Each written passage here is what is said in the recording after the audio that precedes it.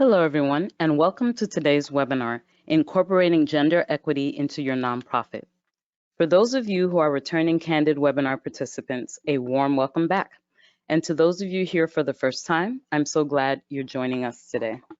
My name is Yvonne Sims, Network Engagement Manager for Candid based in Atlanta.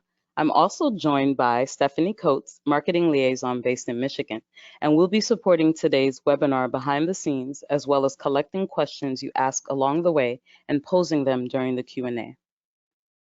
For those of you joining us for the first time, we want to share with you that we joined forces with GuideStar to form a single new organization called Candid. Together, we have over 88 years of experience in the nonprofit sector. Every year, millions of nonprofits spend trillions of dollars around the world. Candid finds out where the money comes from, where it goes, and why it matters. We believe that an effective social sector is critical for a thriving society, and we believe in the importance of solutions for the sector, by the sector. With Candid, nonprofits, foundations, donors, and the public can all be on the same page. Through research, collaboration, and training, Candid connects people who want to change the world with the resources they need to do it. I would now like to turn the controls over to our speaker for today, Holly Rustick. And while I do that, I'll introduce you to her. World-renowned grant writing expert and Amazon bestseller author Holly Rustick coaches thousands of people every week through her top-ranking podcast, Grant Writing and Funding, books on grant writing, and via the Hub Haven on taking actionable steps in grant writing. Having secured millions of dollars for nonprofit organizations around the world for nearly 2 decades, Holly has a mission to train grant writers to simplify the process, grow capacity, and advance mission. Holly has an MA in International Political Economy, is past president of the Guam Women's Chamber of Commerce, a former university instructor, and is an unapologetic feminist. Holly lives on the island of Guam with her beautiful daughter, Isabella. And without further ado, I will turn it over to Holly. Thank you so much for that warm introduction, Yvonne. And thank you, Stephanie, for being on the back end today as well. And I just wanted to say it's such a good conversation because even like your name, Candid, right? Having these candid conversations, being candid with funding and connecting people. We can have a candid conversation about equity. So I'm really excited about that. And so thank you once again to the Candid team for having me on and all of you guys for attending, really wanting to know more about equity in your nonprofit. As Yvonne mentioned, I am an original trainer and speaker. I have a best-selling book, a podcast as well. So there's some different things that I do at Grant Writing and Funding and tying it all into also these types of, movements, social movements going on in equity within the sector. And by the end of our time together, so I'm just going to dive right in, okay? So I'm going to go ahead and give you a roadmap of where we're going today. And that is, we're going to identify gender disparity in the overall system. And this is really important to look at. We're going to go from large view, and then we're going to break it down then to nonprofit view, how we're going to understand why and how gender disparity exists within nonprofits. And then I'm going to go ahead and give you a way forward for gender equity within your nonprofit. So it's a checklist that we'll be going over today. And you do have the slides as well that you can see. And I also gave you a resource of all of the resources and links that I use within this webinar as well, to include some additional checklists that are out there. There's quite a few that I included that are free and available on the internet. There's some that are paid, so up to you to find where that is, and I'm not an affiliate of any of these, so I'm just giving you the resources. All right, so before we start, I think it's really important. I just wanted to give some like forward notes, if you will, because this topic that we can talk about with equity can kind of bring up some issues. So I want to go ahead and lay the groundwork before we get started. So first off, the word gender versus sex, right? Some people might say, why did you say sex equity or sex equality, right, instead of gender? And this word choice was just done on purpose because gender is more about the perception and the meanings we impose on the sexes. So regardless of how you identify, I think this word is a little bit more accurate for what I'm trying to explain today. And then, of course, trauma. If you get triggered at all with some of what we're talking about today, you might, because the thing is that whenever discussing money or family, traumas can be triggered. So I'm just putting that on the floor as well, that things can be triggering. And no, by no means am I trying to shame or point fingers at anyone today. This is overall an information sharing session on just some research that has been done, on a lot of different research that has been done, and to really pull forward solutions, not to say these are malicious things, but to say maybe there is some inequity in your nonprofit. And the first step to creating equity is to assess and to examine, right? So this is by no means pointing fingers. So I just wanted to point that out. As well, I also wanted to describe why I use the word equity instead of equality. And I'm just kind of showing you this picture here, right? And this is kind of, I don't know if you've seen this before maybe, but just on the difference between what equality and what equity is. And I think it's important that the word equity is used, because we're going to see today that even if you have a majority of women working in your nonprofit, say representation, and say, oh, well, that's equality, Holly. Well, it might not be equitable still. There might be some further challenges that women face. There may be pay gaps and those types of things. So I really like to say the word equity does help to change the power structure a little bit more than just equality, than just everyone have 2 weeks. So another example would be everyone has 2 weeks off at Christmas. Or are you looking and saying, well, we actually have different people in our nonprofit that have different religions, and maybe they want to take their 2 weeks off at a different time that equates more with their religion. That would be more of looking at equity, kind of like on that case-by-case basis, and looking at other ways to bring equality into the equation. So I just wanted to point that out on some word choices today as well. Another thing I want to point out before we get started is intersectionality. And what I mean by that is that gender disparity does not exist in its own silo, right? Just men versus women. We've already talked about like the word gender as well, right? And what men versus women could be. It could be a lot more complex than that. It is more complex than that. There's also other things to consider, like race, class, sexuality, nationality, and the ability, all of this to have a role, right? This all has a role to play. This is intersectionality, when these different things intersect. So we definitely are looking at different things, right? Women versus BIPOC women, women versus LGBTQ plus, non-binary, different abilities even, and other types of inclusion. The thing is, what I found in a lot of the research is there's a big data gap, even for just saying women who make up 50% of the population, right? And nearly 75% of the population in the nonprofit sector. There's a huge data gap on a lot of this. Like it takes a lot of time to find this research just to point out these gender disparities. And I'm going to talk about why that is. And then if we go another level further to break it down on these different abilities and different class, race, sexuality, etc., there's even more lack or gaps of data. So I do bring up when I can, but I do keep this more broad in the terms of women in general. So just to let you know on that. And there's other discriminations as well. Once again, these are intersections, right? Unpaid labor, male violence against women, and the female body. I touch on some of these, but I'm really keeping it more into the policy complex, or the policy kind of space as well. I'm focusing on the system to change and our place within that system to make radical change so we can fill the gaps by changing the paradigm. So that's really what I'm focusing on, is more of that structure. We can definitely have more conversations and webinars about different types of intersection, and I think that's really important, and the discussion should be had, but within the context of the time that we have today, I'm speaking more broadly in the system. All right, I hope that makes sense to y'all. We're gonna go ahead and look at big picture, because it's so important to look at the big picture before we can really do our checklist, because we are in a system, whether we like it or not, we are in a system, right? And how that influences us is really important. So I have this quote here. I'm going to try to move my controls over. Oh, I can. Okay. So whiteness and maleness can only go without saying, because most other identities never get said at all. Because male data makes up the majority of what we know, what is male comes to be seen as universal. It leads to the positioning of women, half the global population, as a minority. And this is a quote, I have it here from Perez and Invisible Women, a book, and I have that resource in your handout. So the thing is here, and once again, I'm not pointing fingers. If you are a white male, I'm so happy you're here. You know what I mean? Like I'm just saying in general, we have to look at what the system actually is.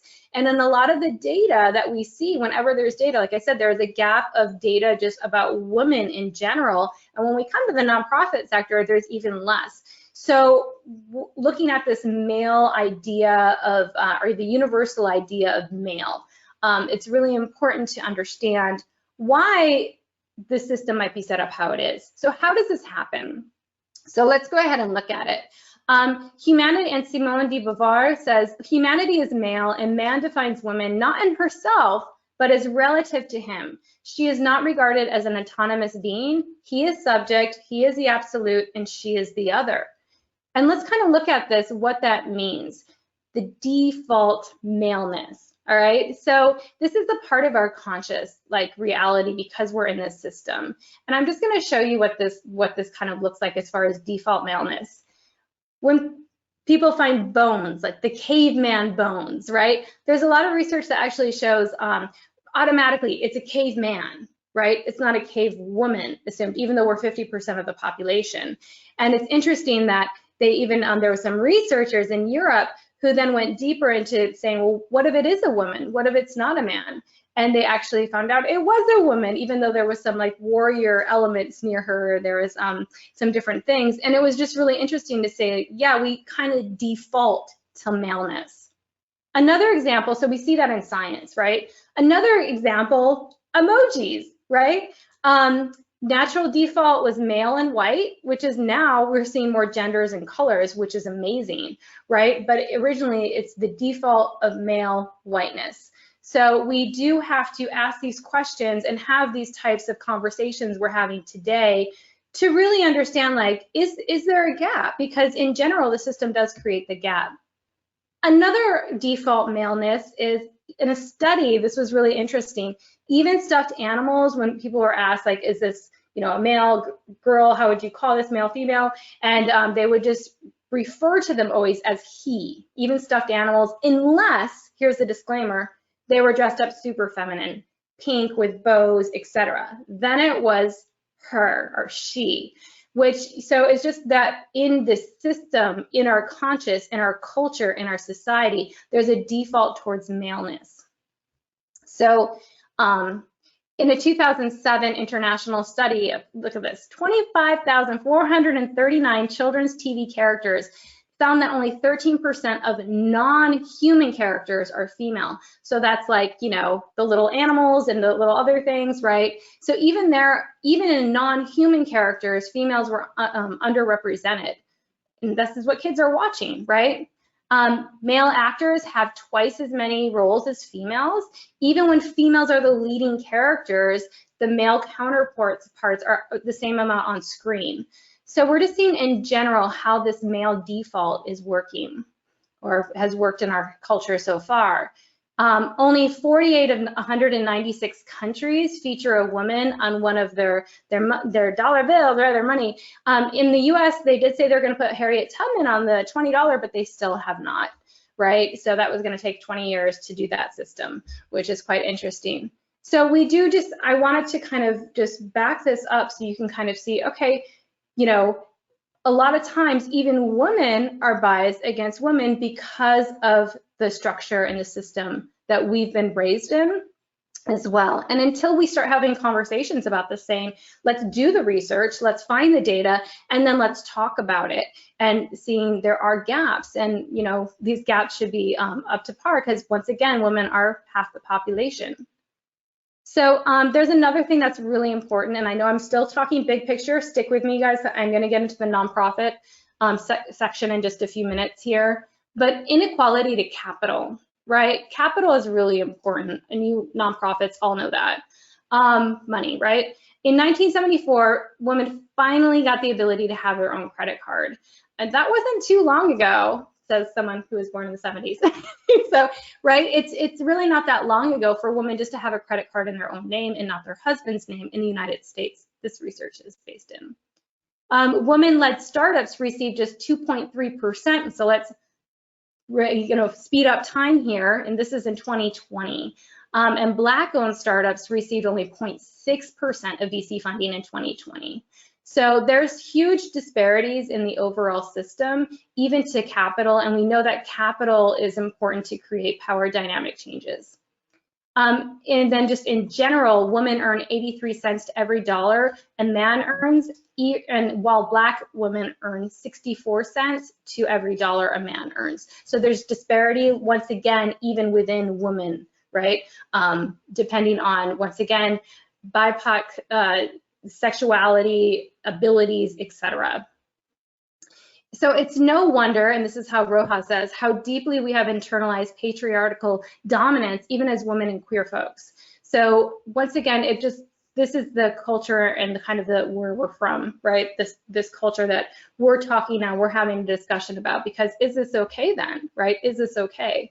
Do we want to continue this way? We need to start looking at the big picture and then go deep or narrow it down to really answer those questions.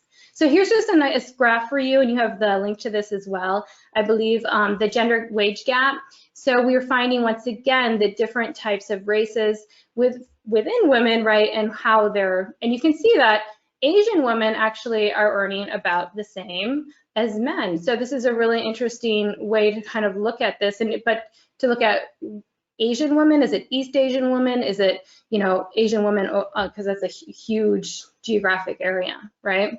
So we could break down this data even further.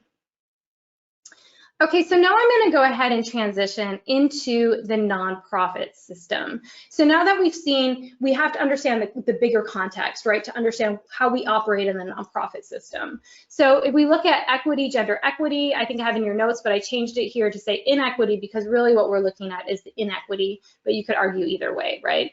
What does that look like?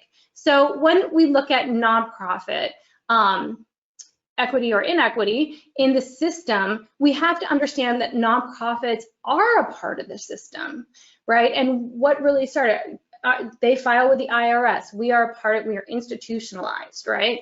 So the proliferation of nonprofits and NGOs and non-government organizations as an institution, not just as social movements, right? Not just as people coming together and making like the civil rights, right? That actually, the institutionalization of nonprofits started in the 1960s.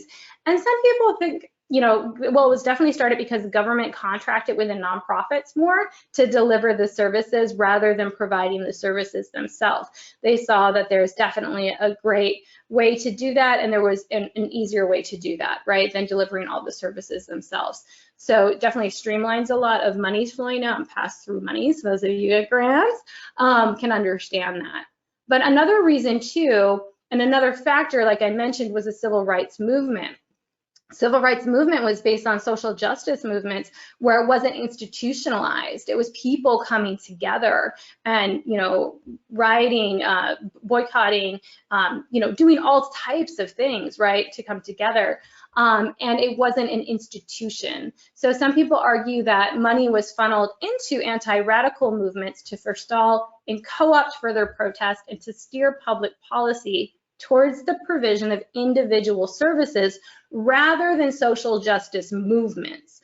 All right, so that's one way to look at it, and it's really interesting to say, okay, when we institutionalize a nonprofit, how does that change the social justice movement? Well, there's a lot of changes, right? Because now we're operating within that system even further. And let me just kind of point out to this, the institutionalization, what I mean by this. IRS tax exempt 501c3 or 501c3 status or other types of 501cs, right? That's the institutionalization of part of it. What is one of the disclaimers when you become a 501c3? No lobbying allowed, right?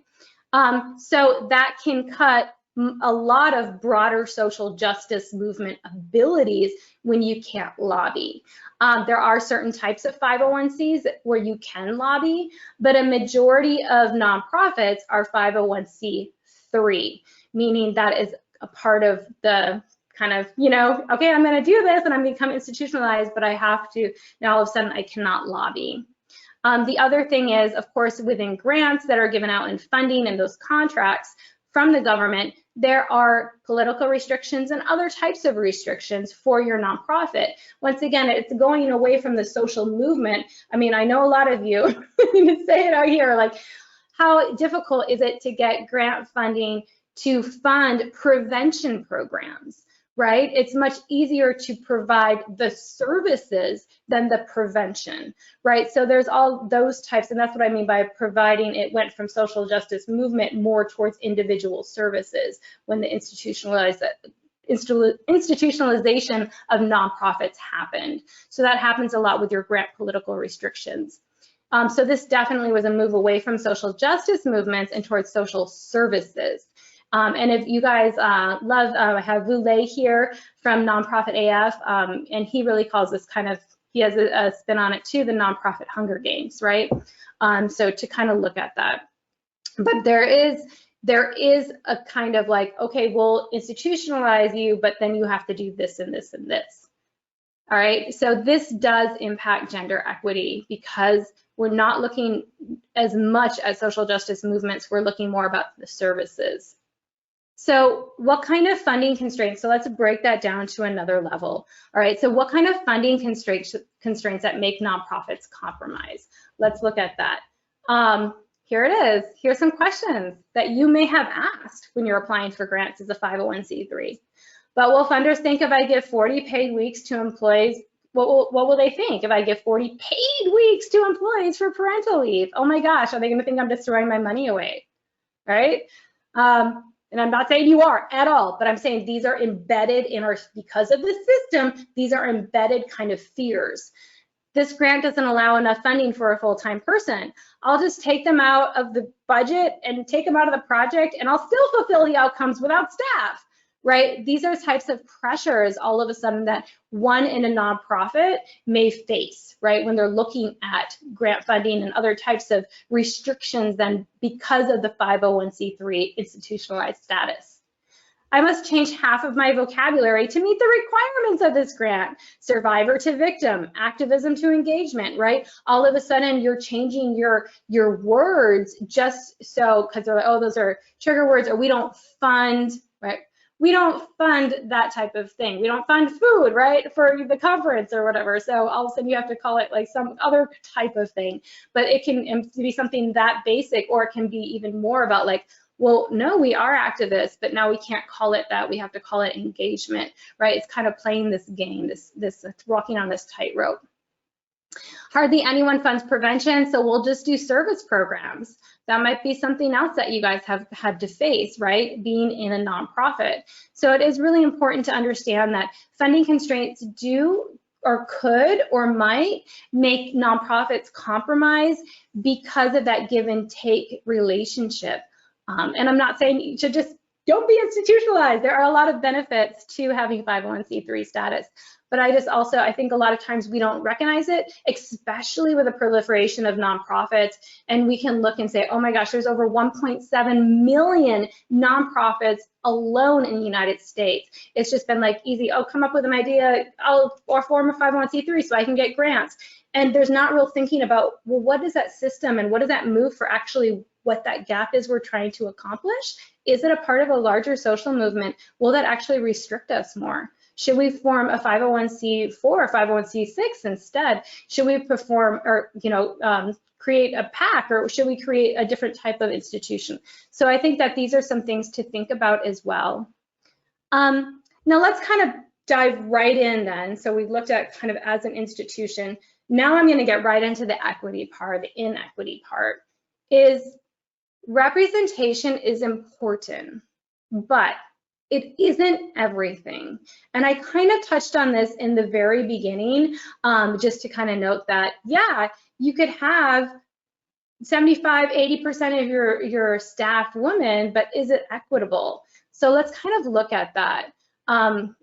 So let's look at the representation overall. And yes, women do make up 75% of nonprofits, right? Nonprofit employees, sorry. Only 42% of nonprofit boards are led by women, and only 22% of nonprofits are run by a woman executive director. And I'm going to break this down. I have a graph as well to let you know based on the annual operating budget, how this changes. So it's quite interesting.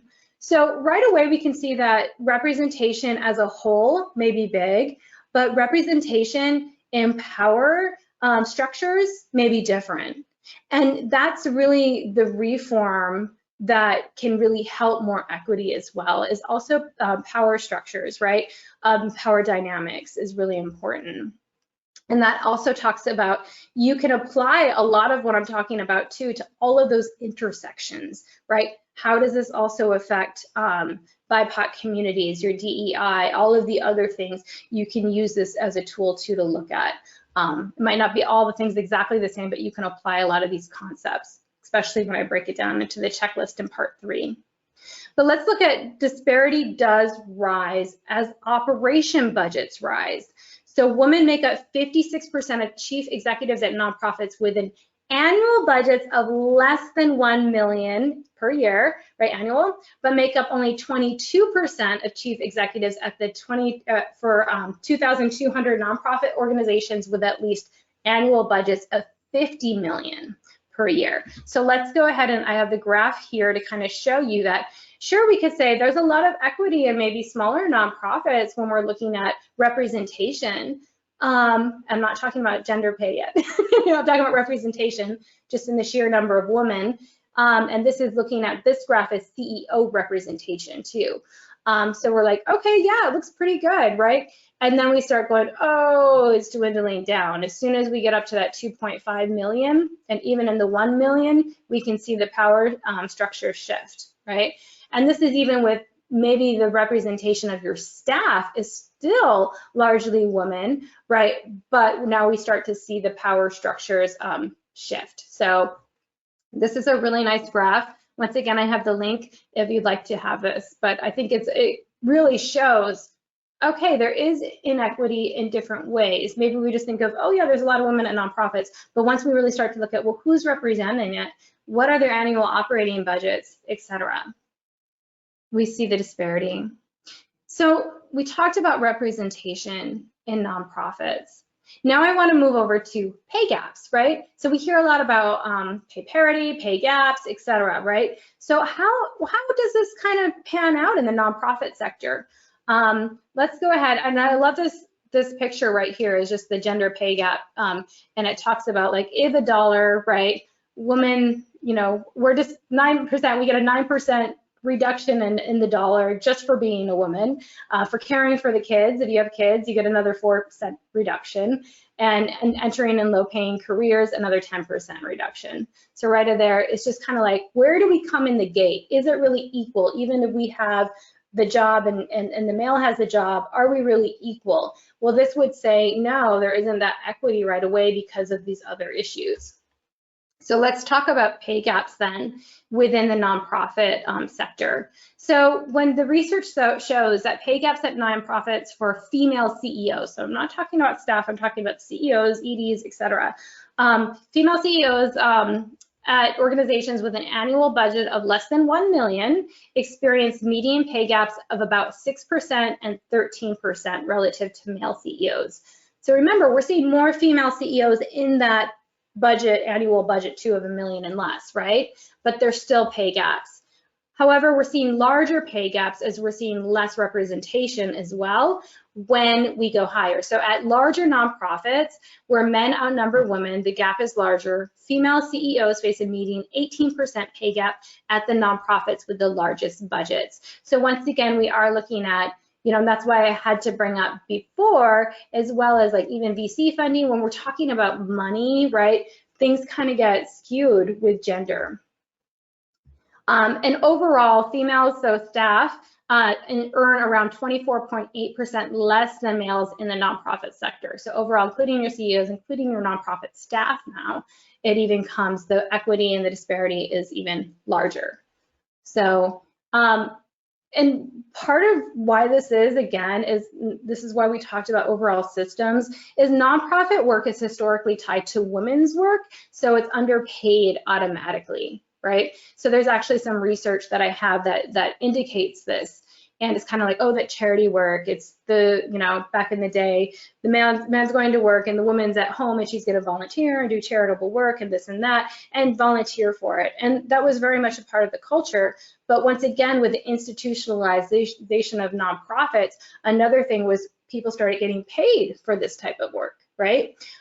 So it became a profession, it became skills in this sector. So then all of a sudden we're seeing women may not be paid as much because it was considered women's work. So you might think, not my nonprofit, right? We're really, really fair. And here I have a graph that actually this is from Save the Children. And Save the Children is historically known, very representation, this is why I'm using them as a model, is they're very representative with women. They were founded, you know, by a woman over 100 years ago, part of the suffrage movement, right? And they have a woman CEO, they have majority of women on their board, and they actually have the second highest score in gender equity in the Gender Fair assessment. But in 2018, when they went through this assessment, they realized that they had gender-based pay gaps. And I actually included this in your links, in your references, is a webinar that you can go and watch. And they actually have a representative, I believe it's their gender equity role from Save the Children, and he discusses all of this. And it's really interesting to say that, you know, even them, they had gender-based pay gaps. And look at, you can see that right into their values of their nonprofit and the building blocks of their nonprofit, right in the middle there, the blue, is equitable social and gender norms. This is very much a part of their values, and they still had pay gaps. And a lot of that, once again, it's until you take this assessment and really look at things, you know, how do you know? So even if you think, oh, not us, we're good, like you would think you would say the children would have this, right? But they also had pay gaps. So once again, yeah, even with all of the representation on there, it's really important to do the assessment. And once again, this isn't shame-based or any of that, right? It's about us it's about us having transparency and saying, what does our nonprofit really look like? So now let's break it down and let's really look at this. And this part of the conversation is I want to spend a little more time here, and we do have time for that today. So I appreciate that. So do hang out, because this is the part now where you can start. I don't have a score for you, but I do have resources where you can get a score, etc. But this is where you can start even kind of checking some things off or underlining or highlighting some things. But how we want to look at this is in different ways. It doesn't necessarily just have to be a checklist. We're kind of doing that today, but I'd also like you to consider it's about reshaping the culture at your nonprofit, right? It's about saying, is it just checkbox, right? And if you guys were able to, I also wrote a blog about this for Candid to talk about this, and I talk about how we say that, you know, it is important to have gender equity, and it's not just another program that we need to have, right? It's not just like, oh, a side program, but to really have equity, to really be able to move the needle forward and to change this whole, you know, system we've been talking about. We need to change the culture of the nonprofit, or at least adjust it, right? For those of you like, we're there, but to really make sure that it's not just a side program or a side committee. I mean, it definitely can be that are working on it, but that it needs to be interwoven them into the actual values and the culture of the nonprofit. And how you can do that, right? So let's not make it so vague or, you know, kind of out there, abstract, but we can look at analysis. Does your nonprofit conduct gender equity analysis? And that's what we're going to be doing today. And we're going to be looking at analysis. I'm just going to take a drink of my lemon water. We're also you can also think about, does your nonprofit institutionalize? Now here's the word we can use in a really positive way, gender equity processes within the nonprofit. So in our analysis that we go over today, you can look at some ways then of saying, okay, do we do this? We don't do this. We don't do that. How can we institutionalize some of these processes? And like I mentioned before, I am talking, it's very process heavy and operations heavy. And then of course, does your nonprofit take action on gender equity? Are you involved with that movement? It's important. Once again, your nonprofit probably has, well, the average is 75% women working at your nonprofit, and a lot of your programs may be catered towards women as well. Are you also taking action on the broader issues? And is your nonprofit part of the voice and challenging this system, right, that we're talking about? And once again, it's something that we've been born into, but until we actually kind of take a glance back and say, wait a second, does this make sense, right? We can't change it. So how are we part of that voice? So analysis, processes, action, and then being part of that voice. So we're gonna go ahead and get started now. Right. So one of the things you can do, of course, is conduct this recruitment self-audit. So now I'm going to get into the nitty-gritty details. I know you guys have been waiting for. All right. So conduct a recruitment self-audit. So here's one thing, and like I said, these are a lot of processes, a lot of HR stuff here, but it's important for all your staff. I know a lot of you guys are staff in general, maybe fundraising staff, grant writing staff, all other types of staff, right? Program management, etc. But this is important for your entire, once again, it's the culture of the nonprofit to understand all of these different components. You don't just have to be HR to ask these questions or to understand it, how it exists in your nonprofit. Everybody should know, right? So does your hiring process seek diversity in the qualified applicant pool for positions? That's just a way right away. Are we seeking diversity, right? And how do you do that? A part of how you seek diversity, you might say, well, how do we do that, Holly? We put it out there, anyone can look at it, but are we being intentional about it? And one easy way to do that is when writing descriptions, are you seeking your employee input? Are you developing a consensus for position descriptions? Or is it just the HR person or just the program manager or just the ED, doing the position descriptions? This should actually be more of something that could be talked about at your staff meetings with your staff, because every single position impacts another one at a nonprofit, right? And it's important to have all voices to know where the gaps are for what types of responsibilities and everything, and the criteria is within that position description. So that can just be an easy low-hanging fruit that you can involve right away. And it might change a little bit, and start actually implementing more of that diversity because you're hearing from the more diverse voices. Another way is, where are you posting the positions? Is it just on your website? Are you just going to places where people have access of maybe a certain way that have access? Are you posting in more places where you can have more equity and eyes on your position? Another thing I like to ask, which is really important, is, are your job descriptions realistic? And by involving your staff to really look at the job descriptions will help your job descriptions be more realistic. Because one of the biggest flaws I've seen with working with nonprofits for almost 2 decades is a lot of times they want to throw everything into that description, right? They want them to be able to write grants, do fundraising, answer phones, like whatever's needed, and always that disclaimer, and anything else that's required. And I understand that we're really looking at, someone like superpowers, and you all have superpowers that work in nonprofits, believe you me. But is it realistic, right? That can really start, thinking, I don't have all of these. If I'm applying for this job, can I do all of this? I don't know, right? It's a lot. So you're going to start vetting people out that might not be as confident, that may not have had as much access to be able to get a lot of those different skills. And right away, without you even knowing, you could be really taking out a lot of diversity for applicants just because you're listing so much, right? So really, what is realistic? The other thing is, this is kind of like this double negative right over. Do you not require previous salaries? Are you requiring previous salaries? If you are, that could also skew the situation, right?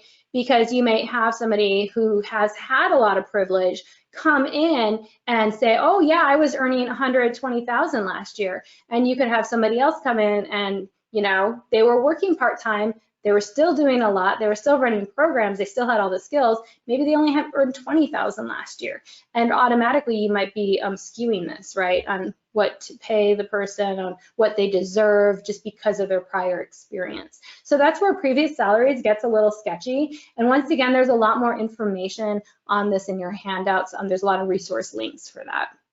So how does negotiation affect entry-level salaries? Now, negotiation is interesting because a lot of times at nonprofits, if you're not posting like how much the salaries are, and we're going to talk about that as well, why that's important. If you're not, you're just kind of like open-ended, we're hiring, and then when you get there and you look at the pool of candidates, then you might come up with a rate, right? There's a lot of negotiation that can be involved at that point. Is that affecting those salaries then? Even if it's job per job, but if somebody comes in and says, well, I earned 120,000 last year and I want to negotiate this, and somebody who has maybe the same amount of experience but in a different way doesn't understand that they can even negotiate, they're not used to that room, they may come in at different rates then. Right? So we really want to ask, are men able to negotiate higher starting salaries? So even just where they start with their organization compared to women or minorities? And one of the stats does show, research does show that women don't apply for men or for jobs like men. They don't apply for men, but they don't apply for jobs like men. Studies show that men often apply for jobs when they meet only 60% of qualifications, but women only apply if they meet 100% of them. So they kind of think there's no negotiation here. It's black and white, right? When women are looking at this, where men think, maybe I only meet this much, but I'm going to go ahead. I have more of that confidence. I have more of that, no, we're talking about the system again, right? So it's also understanding how people apply. And so when you're doing recruitment, this is a wonderful array of questions that you can start asking, and just to understand how people's behavior are, women and men, when it comes to applying for jobs. So this will automatically start helping with those wage gaps potentially just by identifying this and bringing in more diverse applicants as well. Holly, could I address something that you're talking about right now? Absolutely, yeah. Laura mentioned, could you address pay equity for employees applying for a job within the same organization? So this all meets for the same organization. Let me know, Yvonne, if I'm understanding this question right, or this point. I'm thinking Laura might mean, when you're both working at an organization and you're applying for maybe something else within it, or a promotion or something like that. Yeah, we're going to talk about promotions. Oh, absolutely. Yeah, okay. I can get to that. All right, I think thanks. in a second here. So Laura, just hang out with me. But yeah, I do address it. Yeah, because that's a good one. Thanks, right. Yvonne. You're welcome. All right, so here it is. Well, I think we're coming here. Evaluate your compensation system for internal, right? So now let's go ahead. Do you have a method just to determine salaries and benefits overall? And if you do, everyone should know what they are, right? It should be very transparent. Do you have consistent job evaluation systems? And this is even talking about not necessarily promotions, but like annual evaluations and that sort of thing, right? So are jobs scored or assigned grades? Are positions where women and minorities work scored or graded according to the same standards as jobs where men or non-minorities work? So that kind of helps too with saying, are there grades for this, or do we score equitably even within the same? Like is maybe, somebody who is working at the front desk, are they evaluated differently than somebody who may be, a major program leader or something, program manager, right? Or do we have the same type of evaluation systems in place, and are they scored the same? So we can even talk about skills. All right, so in how it kind of breaks down. So that kind of sounds abstract to you. Could a method be used for ensuring consistent pay for people with substantially similar levels or experience or education who hold jobs calling for substantially similar degrees of skill, effort, responsibility, working conditions, even though job titles may be different, right? So we can all agree that all of the jobs and the positions within a nonprofit, are demanding, and there are many different skills, for each and every role, but are we holding the same types of standards for evaluation systems as well? And Holly, we had a question from Ellen just wondering, is there a resource for a system like this? Because they're looking for a tool like this. Yeah, so in the handout that I have, and Ellen, thank you for that question. I definitely have some links to where I'm getting a lot of these questions as well. And they have a lot more, there's a lot, like for the, we only have a certain amount of time, so I'm just kind of bullet pointing, but it goes into more detail as well. So there's, on the links I have, I believe there's a lot more. Well, I know there's a lot more that goes into detail for the assessments, but they also have some great tools as well. Thank you, Holly. Yeah, Gender Fair, I know specifically, and I have a link for them. They have a lot of tools too, so you can definitely check out their website on this as well. But there's a lot of different links that I have that, yeah, a lot of great resources. But thank you for asking. It's a wonderful question. And once again, can workers negotiate their pay, right? Women versus men. Is there a negotiation happening? Not to say that you can't do it, but if you are, is it valued fairly? Are we looking at this in a bigger context, right? And how long do men, women, and minorities stay within job grades or scores before moving up? Are men moving up quicker? Non-minority workers, are they moving up quicker than others? So it's also nice to start tracking this so you have a history to reflect, right? To say, well, wait a second. Other people aren't moving up as quickly as men and non-minority workers. They're moving up quicker. So what's going on here, right? And we're going to talk about some other points. We'll show how you can bring more equity to that for moving up within positions. So now we're going to look at, and I think I covered it, but if I don't, it's specifically, but also moving up, but I'm pretty sure I also talked on that as well, like moving up in promotions, but a lot of this is that as well. Are you allowing the notice for everybody? Are you giving everyone the notice that there's a job available, that are promotions available, right, internally, etc. So that's just a way to keep it very public. Number 3, evaluate your compensation system for industry competitiveness. So here's some flaws to watch out for, but also some good things to look for, right? So do you have a method to determine the market rate for any given job? Okay, regardless of sex, nationality, ethnicity, etc. on the job. So can you be confident that men are not being compensated at or above market rates while women and minority workers are compensated at or below market rates?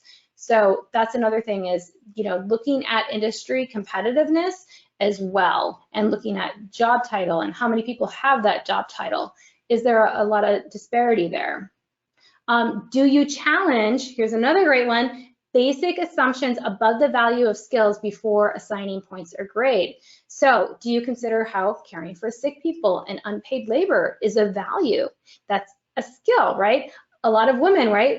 I saw recent research that showed that women who have heart attacks that live with men, and this is kind of off topic, but just to understand unpaid labor, die 7 years earlier than those women who have a heart attack and don't live with a man. And it's because of the additional unpaid labor. So it's really interesting to be like, are we considering unpaid labor as a skill, right? Are we looking at industry? And that's a whole nother conversation really, but it needs to be integrated, I believe, in where are the skills, are you considering volunteer work on the same skill level as some other types of work, in fundraising, if they volunteered or if they were paid for it, are we looking at, that's a skill, right, that they're learning, right, either way, if you're paid or not. So how does that roll into the market rates? Are we just looking at that as volunteer work? Or are we looking at the skills? Do you consider where the market has undercompensated certain occupations or professions before making adjustments? Maybe women have more experience coming from certain roles that traditionally have underpaid, right? That are higher in the market of certain for women, right? What we've seen in the past, right? Going through education and universities, women are really, pushed towards teachers, secretaries, etc., and more underpaid compared to certain roles that men are pushed towards historically, right? In business, etc. So in leadership positions. So also looking at undercompensated occupations. So here it is. Assess how raises are awarded. So here it is. So is there a consistent method of evaluating performance for all workers? Once again, are we looking at, do men, women, and minorities receive consistent raises based on similar performance standards? i.e., are all workers with outstanding evaluations awarded the same percentage increases? If not, what are the reasons for the differences? So that's just a good way to put it on the table to say, okay, well, Sally got a promotion, she got a 20% raise or a 10% raise, right? And then George got a raise and he got a 25% raise, right? So are we looking at this? Once again, it's important to track this and to, when you're making those grades, when you're making the evaluation performance, is it really ambiguous or is there some equity involved? And in that case, even more equality, right? And moving up into those different, those ranges. All right, so looking at number 5, evaluate employee training, development, and promotion opportunities. And this is how you can get more people moving up equitably together. Okay, you might say, well, how do we, if they're not getting the same skills necessarily, how are they able to move up? How are we able to make this equitable? And the thing is how are you selecting participation and training opportunities or special projects that lead to advancement? Is it always just the CEO that gets to go, right? Is it always just the people in certain positions that get to go for training? Because then that's going to affect their advancement a lot quicker than other people who may not be able to be at those trainings. So that's another way of just grassroots up to kind of look at it. And are there differences by race or gender? If so, what can be done to widen the pool to reflect equal opportunity? All right, so that's just a quick slide, but training, development, promotion opportunities, everything that's embedded within how do I get that promotion, look at the road or the roadmap, the journey to getting a promotion. Is there equitable opportunity and access within the roadblock or within the steps to get there? So that's a good way to say, how can we promote equitably? We have to look at the steps. We have to look at that journey. Number 6, ensure your organization practices transparency. I love this one, I really do. Do you maintain openness about compensation within your workforce? Do you regularly post job openings and salary ranges? So I'm just kind of re-implementing this, salary ranges on your job openings. This allows employees, and do you allow them to discuss compensation issues on their own time? Can they come to you? Can they ask about compensation? Transparency is really important because about salaries, right? About compensation, right? About benefits. It's really important because it helps with people know where they are and that there is equity, there's equity in our nonprofit when we're looking at that. This job I can get no matter what my gender, sex, nationality, ethnicity is, I can make this much, right? I can come to this level. It's not about backroom secrets or backroom conversations, but it's very transparent. That can create that culture then of equity. And are you reaping the rewards then? This can be a very positive thing of a productive, loyal workforce, right? You're using success as a competitive tool to attract the best and brightest workers. And by able to be transparent with salaries and be transparent with benefits and all of that, that's going to attract more people. And during this great resignation time, and everyone, I know nonprofits are scrambling to fill certain jobs, these are things that people are looking at. They want to come into a place where they understand that there's equity. And what an easier way to do than show transparency on your compensation. So do you publish your compensation publicly? So it's a good conversation to have, right?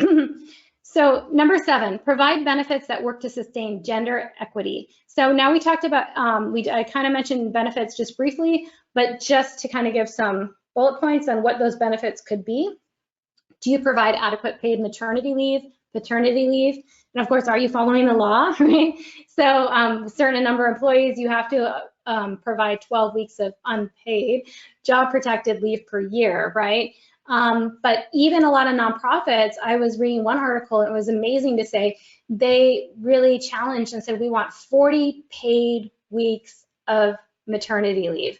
And then the nonprofit did that. At first, the nonprofit was like, we can't do that, blah, blah, blah. And they had a lot of conversations about, well, what if we could? isn't that positive? There's a lot of research that actually shows this is really positive to take that time off and not to worry about job stress and et cetera. And overall, it helps the organization advance. And how can we do that? And they came up with some significant solutions, but they had to have conversation about it. And I'm not saying you should do that to all nonprofits, but I'm just saying, you know, to look at these things. Obviously, benefits like this, not everybody is working just to have a certain you know, dollar amount on their check every week, but benefits also are important, and people are looking at these more and more.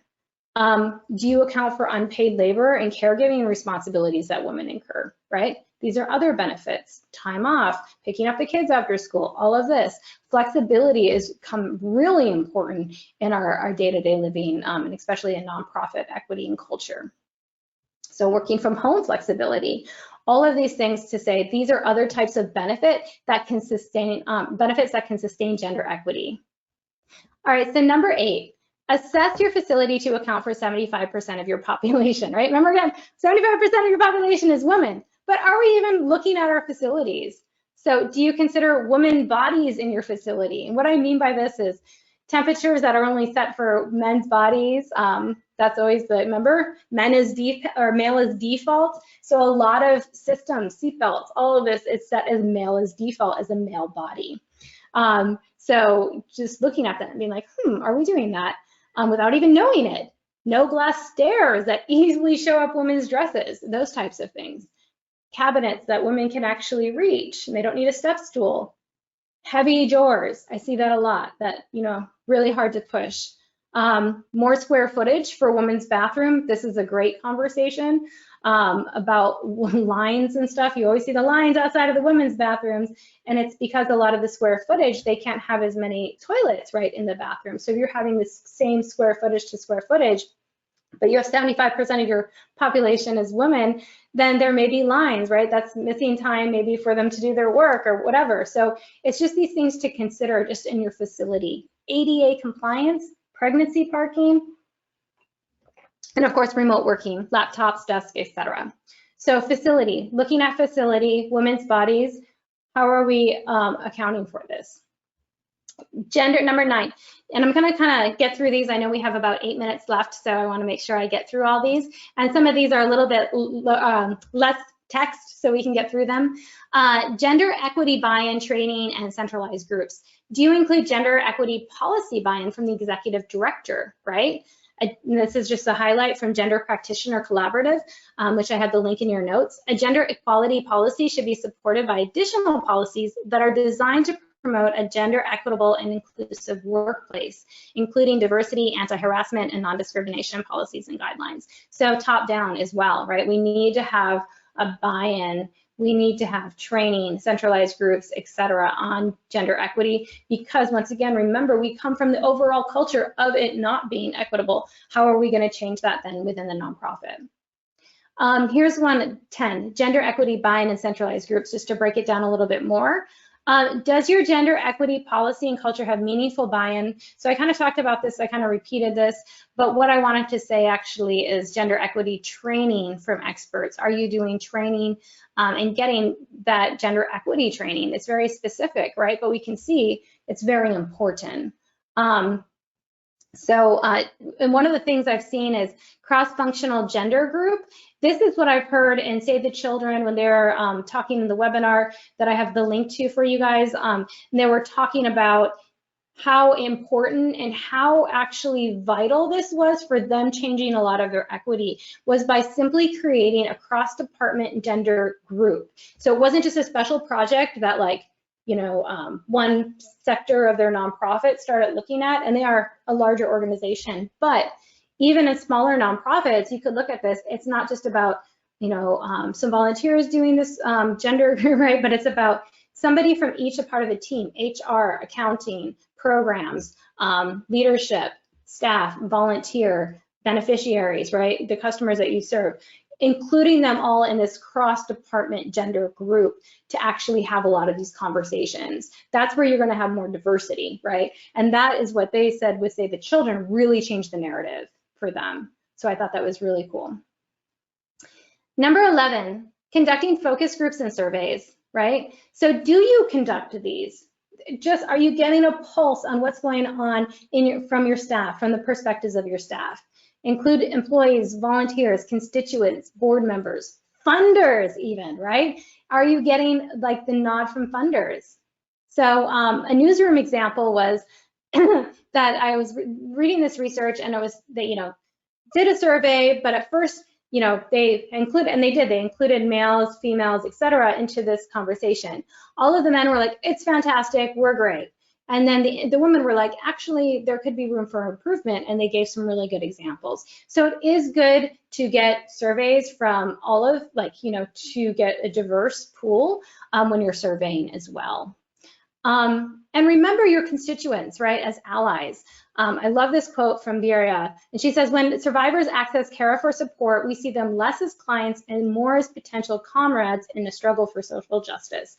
So once again, it is involving your constituents, it's involving your clients, right, in these conversations as well, if you do serve people, right, and understanding where, surveying them too, right, it's important.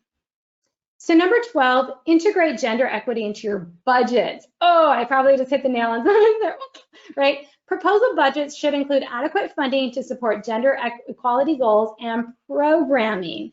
So yes, when you're writing those grants, when you're doing your funding plan, are we including some type of gender equity into our budgets too, right? Those training components, that gender expert, etc. That's important. This is the culture of your nonprofit.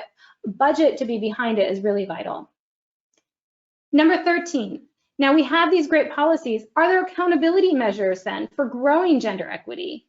So if we look at this, accountability for disrupting this culture, if this culture is disrupted, is there accountability for that? If we don't follow these policies we put in place, is there accountability for it? Are there safe spaces for women to talk, and to women to talk to managers, to HR, etc.? Are we building training to support men as allies in this? So important, right? And who has the power in decision making? So all of these are really good to understand that you can implement as many policies as you want, but if there's no accountability, there's no measurements for it, then how do you know you're really moving it forward, right? All right, 14, advertising and communication. This is another really important thing. What types of images and branding are you using for your nonprofit, right? How are you showcasing your equity and your culture to the world, right? Are we using just pictures of, non-minority people, that sort of thing? And another thing, are we client shaming to tug hearts for funding? And I think this is really important. If you want more information about this, I do have a podcast with Mary Gladstone Highland, which you can totally listen to for free, but she talks about sharing stories that impact the honor and dignity of clients, and it's really good to kind of, if you want to go into more depth on this. But this is another way of how are we creating equity, right? How are we really looking at, how are we communicating that to the world now? We have these policies in place, how are we communicating that to the world? Another way, of course, 15, supplier diversity. Where are you getting your supplies, your procurement? Are they women-owned businesses? Are they minority-owned businesses? That sort of thing. Are you implementing this in your entire culture once again, even to your suppliers? Are you supporting women-owned, Black-owned, Latino-owned, other marginalized businesses? So really important to also be like, what is not internal, but what's also external that helps us run? And 26, actually that's not 26, that's 16, sorry, funder and partner supported.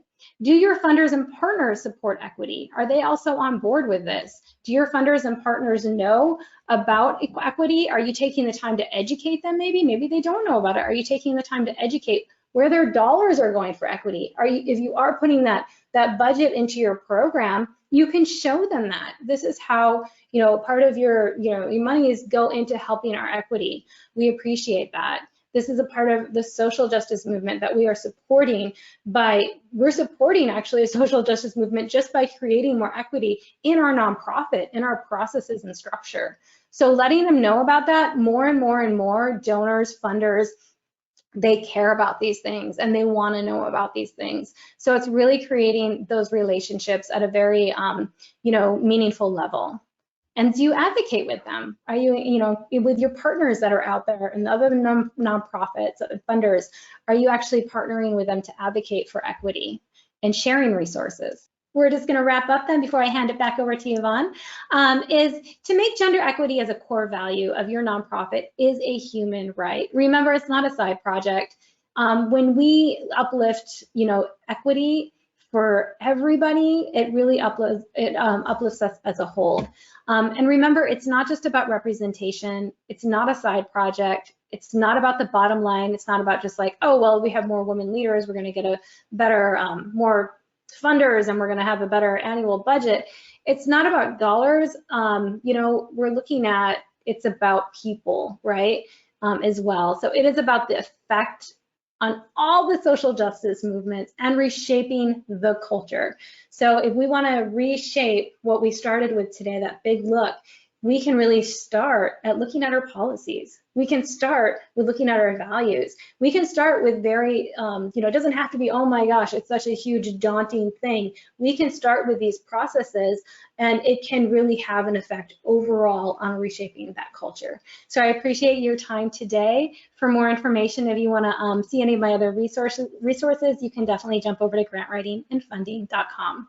Thank you so much, Yvonne. I'm going to go ahead and let you take back the Thank screen. you. I will. So we'll leave that there for a moment while I give you the first question, which is kind of loaded, but I feel like it's so timely. Melanie asks, the nonprofit I work for cares deeply about racial justice and racial equity. How can we fold in an emphasis on gender equity without it seeming like we don't care about racial justice anymore? Right. That's such a good question. And I think it's about bringing it on board too, is what are our core values? And it sounds like one of your core values from your nonprofit is about racial equity, right? So really important then to say, well, what other things are intersected? And if you were here at the beginning of the conversation today, we talked about those different types of intersections. So an intersect with then racial equality is women, right, equality and equity. So how do we tie that in together? It's about enlarging, I think it's about enlarging the conversation rather than feeling like you have to narrow it or make it a special project. These are also things that are important to discuss. So I hope that helps answer your question. But I think having a candid conversation with your group as well about what does that look like? Are we minimizing racial justice then if we're bringing women into the fold, or vice versa, right? And to have a conversation about how you can integrate that into the values and the culture of your nonprofit. Yes, thank you. Yeah, intersectionality is a really important word in that. I think people are doing a good job of, realizing it does all intersect.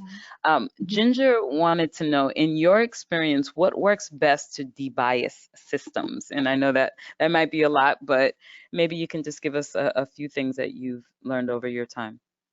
So to devise a system for debias. So take out the bias in system.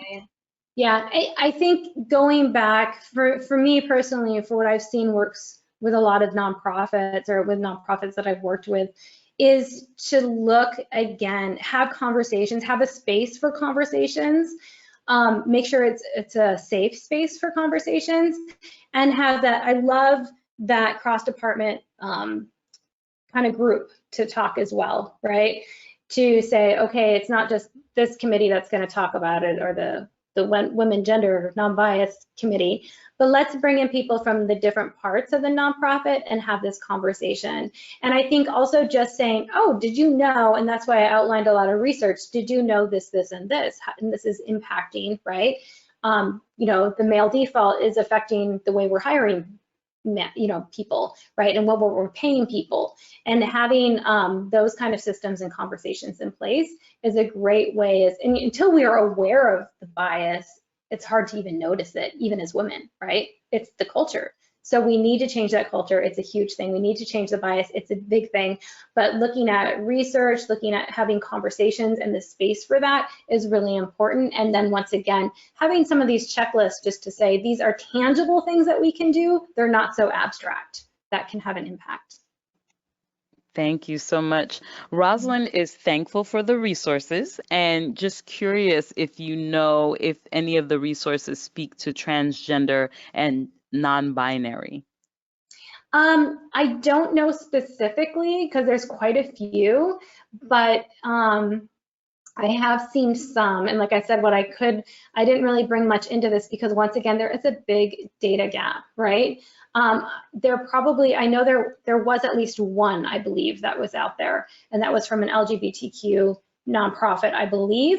But if it's not, she can always email me and I can try to find what I had found on that. Once again, there's little information. I think more research on this, more people looking at these items and tracking it and sharing, right? Will help with that data gap as well. But please feel free. Is the best way to email you go to the website and your email is there?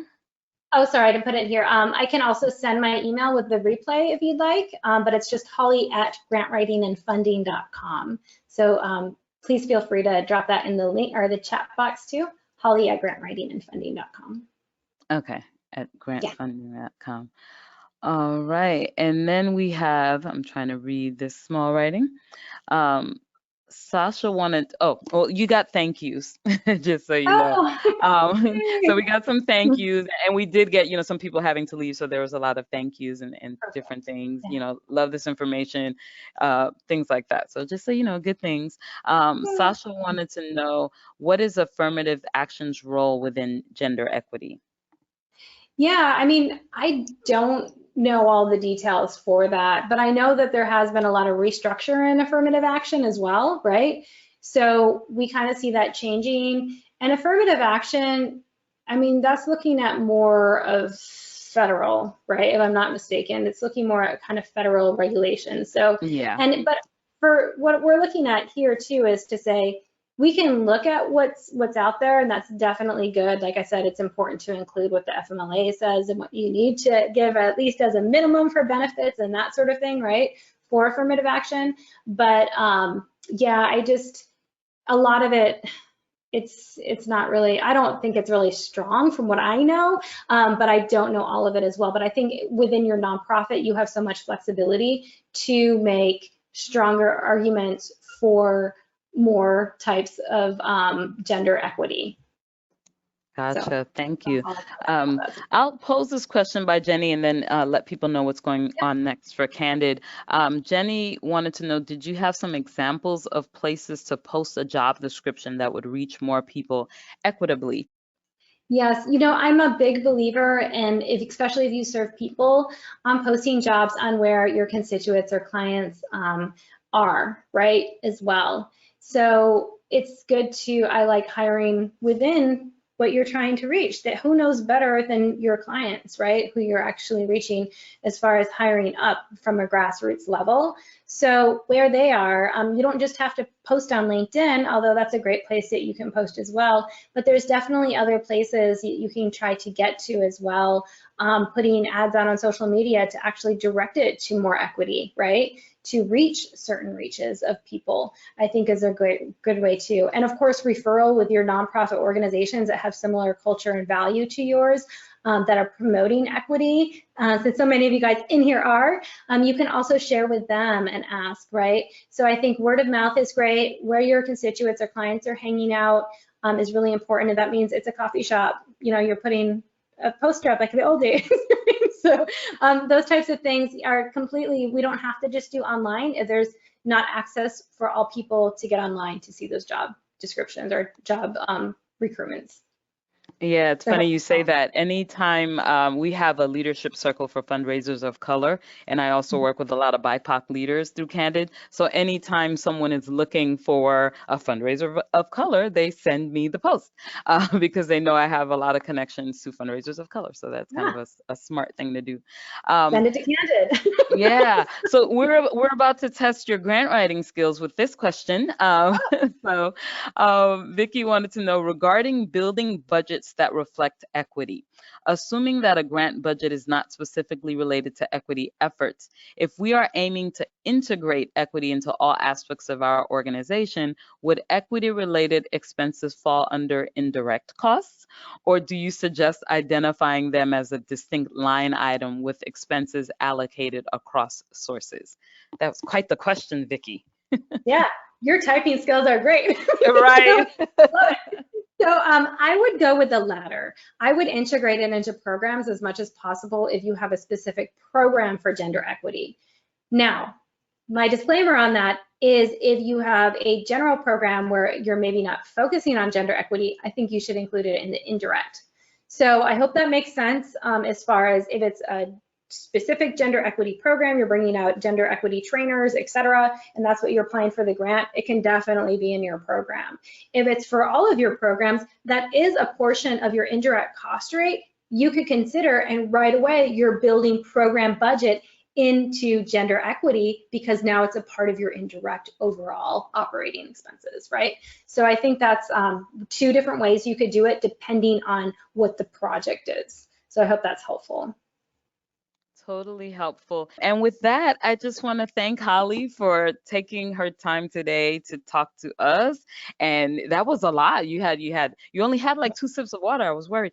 But thank you so much, Holly. And I also want to thank everyone who attended today's webinar. We appreciate you taking out time from your day. And if you like this webinar, we hope that you'll join us again soon. Have a great rest of your day to everyone and to Holly as well.